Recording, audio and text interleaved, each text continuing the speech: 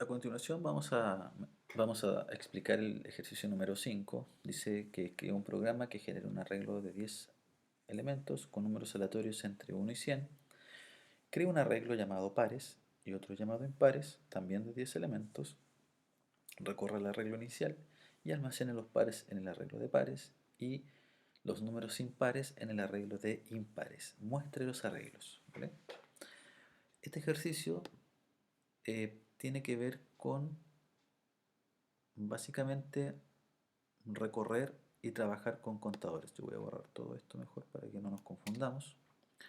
Nos pide crear un arreglo de 10 elementos con números aleatorios entre 1 y 100. Pero además nos pide que declaremos un arreglo llamado impares de 10 y pares de 10. ¿Vale? ¿Cuál es el proceso que hay que hacer entonces? Primero voy a inicializar el arreglo A.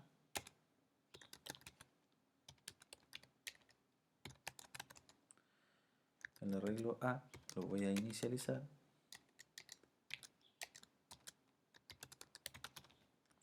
entre 1 y 100 y lo voy a mostrar inmediatamente para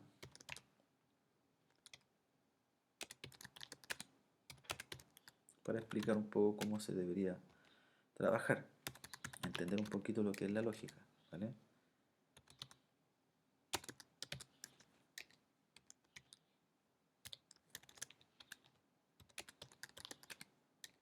Sorry. Y aquí abajito, ¿cierto? El famoso escribir. Tenemos un arreglo de 10 elementos con números aleatorios entre 1 y 100. Entonces tenemos que ir recorriendo este arreglo. Para dar la solución tenemos que recorrer este arreglo, pero mientras vamos recorriendo este arreglo, ¿qué tenemos que hacer? Preguntar, ¿cierto? Si es un número par, lo tenemos que guardar en este arreglo, ¿vale? Si es un número par el siguiente, lo guardamos en la segunda casilla. Ojo con eso. El tercer elemento, como es impar, lo tenemos que guardar en la primera casilla de ese arreglo, ¿vale? El 42, como es par, lo debemos guardar en la tercera casilla de ese. Si se fijan, estoy ocupando distintos arreglos y obviamente uno va a tener que ir contando cuántos pares tenemos aquí y el otro debería ir viendo la posición, ¿cierto?, de los pares. ¿Qué quiero decir con esto? Que cada arreglo, el arreglo A, el arreglo impares y el arreglo pares, debiera tener su propio contador, ¿vale? Para gestionar su posición. Ejemplo, si nosotros, por ejemplo, aquí colocamos para igual a 0 hasta 9 a 0, esta variable i nosotros la vamos a ocupar para recorrer todos los elementos, ¿vale? Ahora, si nosotros acá preguntáramos, por ejemplo, si la celda mod 2 es igual a 0, entonces nosotros deberíamos guardar en el arreglo llamado pares de i, por ejemplo, debemos guardar el número que yo quiero guardar, el número que es par en este caso, que sería o estaría dado por a de i. Por ejemplo, analicemos ese código acá. Miren. Si yo voy recorriendo esto, 34 es par, sí, entonces lo voy a guardar en la celda 0. Avanzó aquí. 10 es par, sí, entonces lo voy a guardar en la misma celda que tiene este arreglo, ¿cierto? Pero cuando yo vaya al tercer elemento, el 75 no es par, ¿verdad? Por lo tanto, pares no va a almacenar nada en esa celda, ¿vale? Entonces, quiero que se den cuenta de eso. Yo lo voy a dejar así mientras tanto para que veamos qué es lo que está haciendo, ¿vale? Si no, si no se llegase a cumplir eso, significa que esa celda del arreglo no es par, sino que es impar. Por lo tanto, si es impar, lo tenemos que guardar en la celda o en el arreglo de impares. Simplemente ahora lo que vamos a hacer es escribir los dos arreglos. Control C,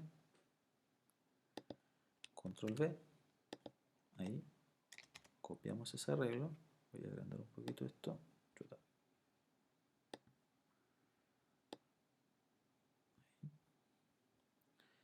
Y lo que tenemos que hacer acá es nuevamente pegar. Aquí arribita voy a colocar una leyenda o un mensaje que diga arreglo de pares.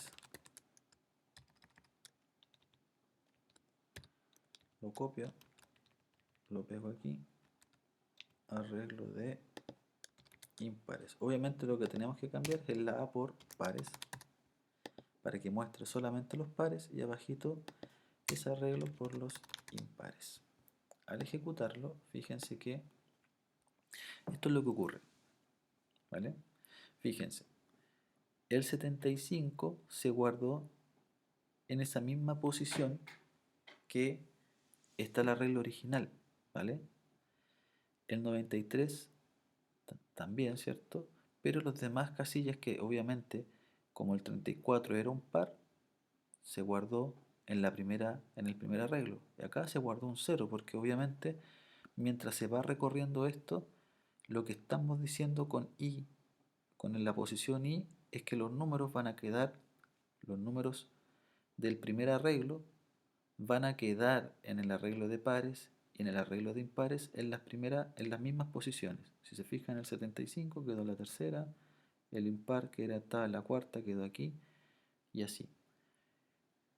Esta es una solución, pero una solución poco clara, se podría decir, ¿vale? O sea, no tan exacta. ¿Cuál es el objetivo de esto? Que muestre primero, ¿cierto? Aquí, que muestre primero todos los pares de corrido, ¿vale?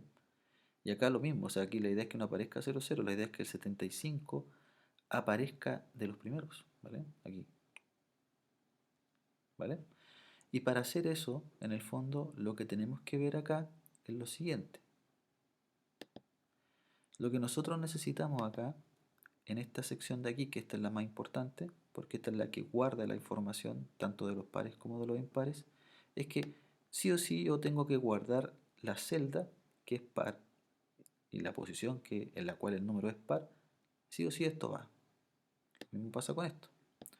Pero acá nosotros podríamos trabajar con otras posiciones. Por ejemplo, yo podría aquí trabajar con una letra, cualquier letra, por ejemplo, X, ¿vale?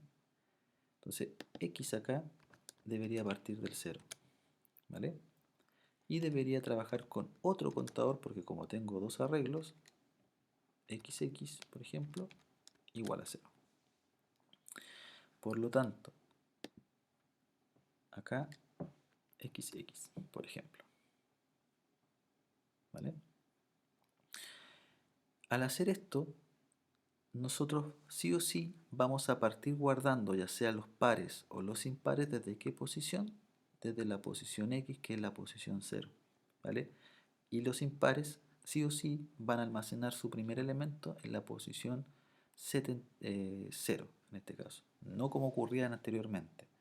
Pero obviamente lo que tenemos que darle a esto es el incremento, es decir, que vaya aumentando de posición en posición para que así se puedan guardar los demás números en las siguientes casillas. Por lo tanto, XX va a ser igual a XX más 1. Entonces fíjense que ahora se ve mucho más formal la solución, en donde los pares quedan al principio y los impares pasa exactamente lo mismo. ¿Vale? Entonces los reiniciamos de esa forma, como pueden ver. Esa es una solución correcta, ¿vale? O sea, vamos a dar una solución más clara a a este problema en este caso, ¿vale? Bueno, dejamos hasta acá este ejercicio y posteriormente seguimos con el siguiente ejercicio de la guía.